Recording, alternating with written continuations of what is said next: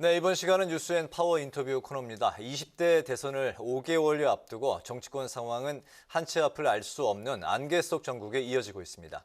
여야는 고발사주 의혹에 이어서 대장동 특혜 의혹을 놓고 치열한 기싸움을 벌이고 있는데요. 진보 진영의 연대 없이 독자 완주를 선언하고 나선 정의당 입장과 대선 경선 상황은 어떤지 여영국 정의당 대표와 함께 관련 이야기 나눠보겠습니다. 대표님 어서 오십시오. 네, 반갑습니다. 네, 두 번째 뵈서 또 반갑습니다. 네, 오랜만에 뵙습니다. 네, 감사드립니다. 네. 언론중재법 얘기부터 잠깐 이제 짚어보겠습니다. 이제 어제 본회의에 상정되고 이제 처리가 될 예정이었는데 여야가 이제 이견을 좁히지 못하면서 현재까지도 이제 합의안을 도출하지 못하고 있는 상황인데요. 민주당과 국민의힘이 이제 내일까지 단일안을 이제 도출하겠다 이런 입장이긴 한데 여야의 논의 과정과 현재 상황 어떻게 바라보고 계십니까? 우선 결과적으로 합의가 쉽게 도출되지 않을 거다. 이렇게 보고 있습니다. 네. 지난번 민주당이 강행 처리하려다가 국민적 반발이나 야당의 반발 등등에 부딪혀서 한 달 정도 여유를 가지지 않습니까? 8인 협의체를 구성했는데 딱 한 번 회의했습니다. 한 번 논의를 했습니다. 이미 그때도 이런 양당이 할 것이 아니라 그 언론 단체라든지 이런 데 좀 폭넓게 해서 공론화위원회 같은 거 좀 구성을 해서 시간을 갖고 좀 하자 했는데 이게 이제 급하게 그냥 한 달 정도 여유를 가지고 요 정도 시한을 두고 이제 민주당이 한 것은 민주당의 뜻대로 완전히 밀어붙이겠다. 요 의지를 그대로 좀 확인한 것이라 보이지고요. 네. 이제 오늘까지 합의가 안 되고 내일 다시 또 아마 오전쯤에 한 번 더 만남이 있을 거라 보이지는데 현재 국회 일정상 더 이상 미룰 수는 없고 내일이 아마 마지막이 될 것 같은데요. 네, 그런 점에서 민주당이 강행 처리할 수 있다는 생각을 합니다만 여전히 이제 언론 단체에서 반대를 하고 있고 국제 언론 단체에서도 반대를 하고 있고 문재인 대통령도 방미하고 돌아오는 길에 좀 신중하게 좀 판단했으면 좋겠다 하는 이런 주문을 좀 했단 말이죠. 네. 이런 점에서 다시 또 강행 처리하는 거는 좀 아니지 않는가 좀 이런 생각이 들고 사실 박근혜 탄핵 때 언론이 얼마나 자유롭게 활동을 했습니까? 네. 그때 언론은 괜찮고 지금 언론은 별 달라진 게 없는데 이건 왜 이제 개혁을 해야 되는가? 물론 개혁의 필요성이 없는 건 아니죠. 그러나 이거 명분과 내용을 정확하게 좀 국민적으로 또 이해관계 당사자들과 좀 합의하는 것이 무엇보다 중요하다 이런 생각이 내일 처리되지 않을 것으로 예상을 하시는 건가요? 내일 민주당이 모르겠어요. 지금 이제 대선 시기가 빨리 돌아가고 있기 때문에 아마 뭐 여러 가지 민주당 입장에서 상황 요불지를 보고 판단하지 않겠는가. 알겠습니다. 뭐 이렇게 봅니다. 네, 지금 이 정치권의 최대 이슈가 바로 대장동 의혹이잖아요. 야당은 이재명 지사의 설계다라고 주장을 하고 있고 또 여당은 국민의힘 게이트를 하면서 공방을 벌이고 있는데 정의당은 모두가 공범이라는 입장입니다. 이번 의혹 실체가 구체적으로 뭐라고 보시는지 들어보겠습니다. 화천대유는 누구 겁니까? 양당이 서로에게 묻고 있습니다. 네.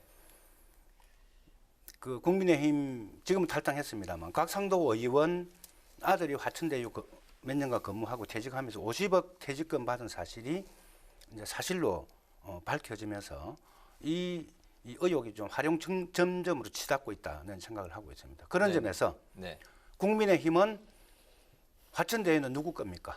라고 민주당에게 물을 자격을 이미 상실했다. 저는 이렇게 좀 보고 있습니다. 그런 점에서 또 그 관계된 여러 아주 그 거물급 뭐 박영수 전 특검이라든지 전 검찰총장이라든지 이런 분들이 법률 고문으로서 있었지 않습니까? 그분들이 왜 있었겠습니까? 뭐 합리적으로 의심을 하자면 여러 이제 좀 그 정당하지 못한 뭐 이런 일들에 대한 좀 방패막 역할을 좀 하도록 한 것이 아닌가 이런 점들을 볼 때 국민의힘은 화천대유는 누구 거냐라고 민주당에게 손가락질할 자격을 이미 상실했다. 좀 이렇게 좀 판단을 좀 하고요. 그 관련한 질문 이제 또 있으니까 뭐 먼저 질문을 한번 드려보겠습니다. 그 정의당이 이제 그 이번 주 금요일부터 시작되는 이제 국정감사에서 이재명 지사를 이제 출석시키기를 요구하고 있는 상황인데 현재 이재명 지사는 행안위하고 국토부에서 이미 출석이 그 예정돼 있는 상황입니다. 정의당은 이재명 지사 이제 그 지사가 출석했을 상황에서 어떤 부분을 집중적으로 이 관련해서 그 따져보실 생각이신가요? 뭐 저희도 똑같은 생각으로 어쨌든 이재명 지사가 어떤 불법에 연루돼 있다든지 비리에 연루돼 있다든지 이래서 이재명 후보죠. 후보가 책임을 져야 된다. 이렇게 요구하는 것은 아닙니다. 이 최종 행정적 결정권자가 이재명 당시 성남시장이었습니다. 네. 이런 1조원이 넘는 불로소득이 가능하도록 어째서 이런 설계가 가능했는지, 누가 했는지, 왜 했는지 이런 것들을 이제 따져 물어야죠. 네. 묻고 혹시나 그런 과정에서 불법 행위는 없었는지, 또 정치적으로 도덕적으로 또 책임져야 될 법적으로 또 책임져야 될 단위나 사람은 없는지 뭐 이런 것을 사실은 따지고 그리고 이제 이후에 재발 방지를 하기 위한 어떤 대책을 마련해야 되는데 저는 민주당이 이번 국정감사에서 대장동 개발 특혜와 관련된 부를 수 있는 정의 다 불러야 된다. 이걸 저는 민주당이 막으면은 오히려 민주당이 역공을 당할 수 있다. 이렇게 생각하기 때문에 민주당이 지금 이재명 후보가 도둑의 힘 이렇게 막 정치적으로 네. 국민의 프레임을 세우고 있는데 만약 이 정도 자신이 있다면은 국민의힘 쪽에서 요구하는 정인 또 민주당에서 필요한 정인 다 관계자를 다 국회로 불러서 저는 철저하게 국정조사 감사 과정에서 좀 네. 확인해야 된다 이런 생각을 하고 있습니다. 네네. 네, 또 짧게 들어볼까 하는데요. 이번 의혹에 대해서 국민의당과 국민의힘이 함께 특검과 국정조사 요구서를 제출했는데 정의당도 이에 찬성하는 입장입니까? 아니요, 정의당은 지금 이제 경찰, 검찰에 이미 수사가 진행 중에 있습니다. 진행 중에 있기 때문에 이 수사가 필요한 부분은 신속하게 압수수색이라든지 관계자 조사라든지 신속하게 진행을 좀 해서 대통령 선거가 더 본격화되기 이전에 이 사건을 마무리해야 됩니다. 그렇지 않으면은 대통령 선거 때 이 정말 없어질 이 태행적 부동산 기득권 카르텔 같은 이 문제가 서로 책임 공방하면서 국민들의 표를 오히려 도둑질할 가능성이 크기 때문에 네. 신속한 수사로 좀 해야 된다 생각이고 만약에 그 수사가 도저히 미진했을 경우에 미진하거나 공정한 수사가 진행될 가능성이 없다고 판단될 때는 국민적 또 뭐 여론 같은 것도 또 있을 수 있지 않습니까? 네. 뭐 먼저 그럴 때는 네. 특검이라도 구성해서 알겠습니다. 좀 규명을 해야 된다 이런 생각입니다. 먼저 신속한 경찰 수사가 우선이고 미진했을 경우에 그 다음 단계를 생각해 봐야 된다. 뭐 그 말씀이시죠. 네, 그런 거고 이제 아까 알겠습니다. 저희들이 이재명 지사 사과도 요구하고 막 했거든요. 사실상 이 개발하면서 되게 힘든 부분이 많이 있지 않습니까? 그 부분을 사실 행정이 나서 다 해결해 줬거든요. 네네. 뭐 그런 점에서 이재명 지사가 최종 그 행정의 결정권자로서 여러 그 어려움들을 공공이 나서서 성남개발공사가 나서서 다 해결을 좀 해줬기 때문에 이 부분이 상당히 특혜 소지 의혹이 있습니다. 그 부분을 집중적으로 이제 따지시겠다는 거죠. 그렇습니다. 알겠습니다. 이런 부분을 좀 많이 따졌을 것 알겠습니다. 같습니다. 네. 네. 네, 또 이어서 이 정의당의 대선 경선 상황을 짚어볼까 하는데요. 네. 지난 주말에 3차 TV 토론회를 했고요. 또 다음 달 12일이면은 최종 후보가 또 확정이 되는데, 근데 민주당과 국민의힘에 비해서는 좀 관심도가 떨어진다라는 그런 지적을 받고 있는데, 당 내부적으로 좀 분석을 해보면 좀 어떻습니까? 우선 제가 이제 어제 오늘 그 4명 후보 캠프를 다 돌고 막 지금 오는 길입니다. 후보 네네. 캠프 돌고 네. 오는 길인데 최고 이제 물으신 것처럼 최고 답답한 지점이 그겁니다. 네. TV 토론도 하고 또 정책 청문회도 하고 뭐 여러 우리 이 대선을 쟁점하기 위한 여러 프로그램들을 많이 운영했음에도 불구하고 언론이 잘 주목을 못 받고 조명도 안 받고 이게 왜 그러냐? 워낙 지금 객관적으로 봤을 때 고발 사주 사건이나 화천대유 특혜 사건 네. 이게 워낙 이 대선판을 완전히 장악을 하고 있기 때문에 여기에 정의당의 대선 의제가 좀 끼어들 텀이 네. 사실상 없는 뭐 이런 사실 좀 시기적으로 굉장히 불행한 지금 선거가 진행되고 있고 네.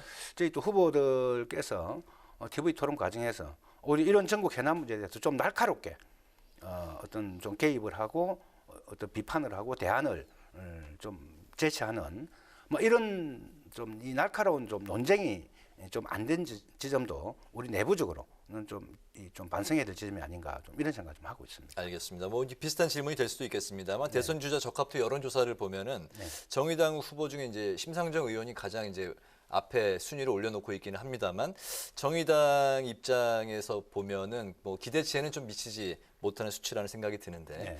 이 경쟁력을 좀 높이기 위한 그 정의당의 어떤 그 향후 뭐 방안이라고 할까요? 어떤 계획이 좀 있습니까? 2017년도 대통령 선거가 있었습니다. 탄핵 이후에 네네. 있었던 거죠. 그때 이제 우리 심상정 후보가 최종 주자가 되어서 네. 그때 상당히 선전을 했었죠. 이제 그건 결과적으로 그렇고 네네. 그 과정에서는요 지금보다 더 관심이 없었습니다. 왜 대통령 후보 왜 나오냐? 네. 심지어 이런 이야기까지 들을 참 모멸감 같은 이야기를 들을 정도로 관심이 없었는데 본격 각 당의 후보들이 다 정해지고 TV 토론 과정에서 이제 그 실력이 이제 국민들한테 확신이 된 거죠. 네네. 이제 그러면서 당시에 이제 한 200만 표 넘는 6.2%입니까? 7%입니까? 이 정도를 얻었죠. 그리고 이제 작년 총선 때 여러 이제 위성정당 논란도 있으면서 정의당이 되게 좀 고립돼 있는 상황이긴 했습니다만 약 270만 표, 약 10%에 가까운 표를 득표한 바가 있습니다. 네. 그 최종 우리 후보자가 확정이 되면은 그 다음에 다른 정당의 후보자들도 이제 최종 확정이 되고 하면 아마 11월 중순 되면 다 확정이 되지 않습니까? 막 그렇게 되면은 저는 정의당의 그 실력이 네. 확실히 국민들에게 전달될 거다 이렇게 각 보고 당 있습니다. 대표 주자들이 확정이 되면 그때 이제 좀 탄력을 받을 것이다. 네, 그렇게 알겠습니다. 보고 있습니다. 네. 네, 또 정의당은 선거 때마다 범진보 연대를 만들면서 민주당과 후보 단일화를 또 했는데 네. 이번 대선에서는 정의당 후보들이 단일화는 없다라면서 입을 모으고 있습니다. 그럼 민주당 후보와의 차별화는 또 어떻게 두실 생각이신지 들어보겠습니다. 우선 20대 촛불 이후에 구성된 20대 국회 때는 촛불 개혁을 달성하기 위해서 사실상 연대를 그 개혁 입법을 추진하기 위해서 국회에서 연대를 많이 네. 좀 해왔습니다. 그러나 민주당이 촛불을 배신했습니다. 이미 이제 민주당은 정치적으로는 위성정당을 만들면서 좀 기득권 국민의힘과 기득권 정치 세력화되었고 가덕도 신공항으로 대표되는 좀 토건주의 네. 이익동맹 속에 깊숙이 좀 빠져들어갔다. 이렇게 좀 보고 있고요. 최근에 뭐 종부세 어떤 기준을 더 완화하는 이런 점들을 봤을 때 개혁 의지가 완전히 좀 상실된 게 아닌가 이런 점들을 볼 때 개혁을 해야 될 함께 선거를 치러야 될 지점이 없는 거죠. 뭐 그런 점에서 저희들은 완주할 생각이고 지금 한국 사회가 코로나 팬데믹 이후에 어떤 민생 회복이 최대의 과제입니다. 불평등이 얼마나 많이 벌어졌습니까? 또 어떤 산업의 변화, 그 플랫폼 그 독점 자본이 더욱더 확대되면서 지금 어떤 노동법이나 인권법도 보장받지 못하는 노동자들이 1,000만 명, 일하는 사람이 1,000만 명이나 되거든요. 네. 그런데 그런 사람들에 대한 해법을 전혀 민주당 갖고 있지 못합니다. 그래서 정의당은 이번 대선 때 모든 후보들이 그런 신노동법이라든지 뭐 이런 걸 통해서 이 문제를 해결하겠다.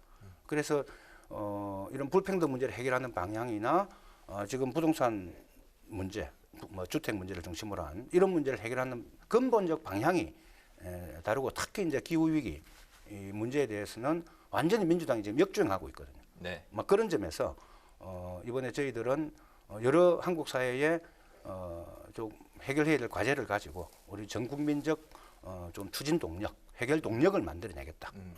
는 점에서는 독자적인 완주 계획을 분명하게 좀 가지고 있습니다. 알겠습니다. 방금 이제 기후 이제 말씀하셨는데 대표님이 이제 20대 대선을 기후 대통령 선거로 이제 만들겠다고 이제 말씀을 하셨습니다.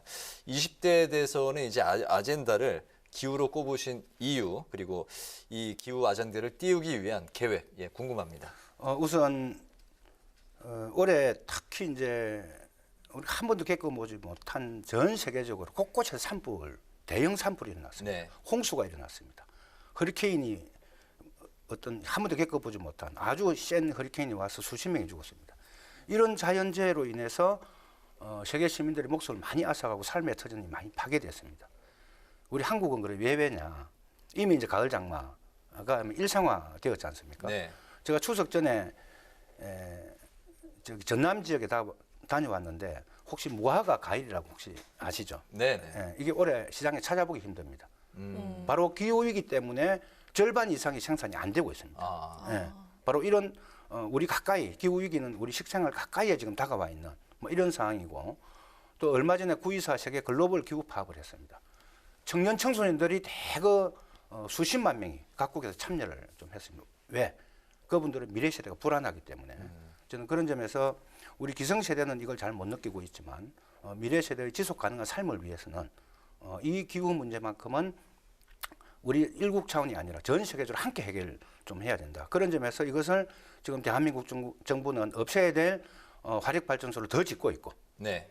또 기후 위기에 역행하는 뭐 제주 2공항이나 가덕도 신공항이나 흑산도 공항이나 뭐 이런 공항을 짓겠다는 6차 공항 개발 계획을 얼마 전에 확정을 했거든요. 완전히 역주행을 좀 하고 있는 겁니다. 네. 그런 점에서 내년도에 당선된 대통령은 무엇보다 가장 1차적으로 해야 될 역할이 바로 기후 위기를 극복하기 위한 그런 어떤 목표와 실행 계획을 세우고 전 국민적 합의를 이끌어서 가는 게 중요하기 때문에 이번에는 기후 위기를 극복할 의지와 실천적 대안을 가진 후보를 선출하는 거다. 이렇게 좀 저희들이 생각을 하고 있고 11월 달에 영국에서 또 기후 정상회의가 있습니다.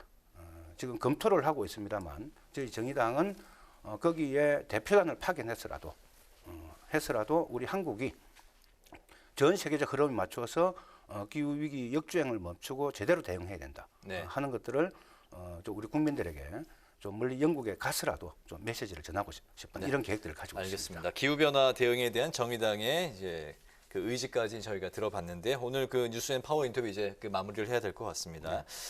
오늘 그 뉴스앤파워 인터뷰에서는 전국의 쟁점 현안에 대한 정의당의 입장 그리고 정의당 대선 경선의 비전과 흥행 전략까지 살펴봤습니다. 지금까지 정의당의 여영국 대표와 함께했습니다. 오늘 말씀 잘 들었습니다. 네, 고맙습니다. 고맙습니다.